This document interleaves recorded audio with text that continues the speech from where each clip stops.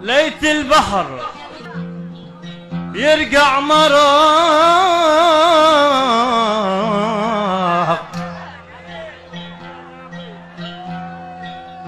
والأرض الوسيعة هريس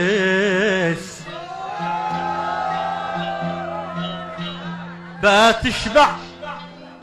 بطون السرق ذي شلو مرتب خميس